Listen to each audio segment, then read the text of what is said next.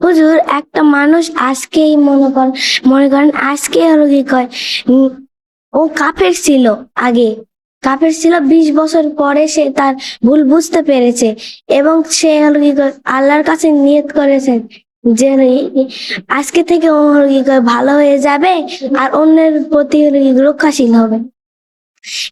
তাহলে তার কি হবে?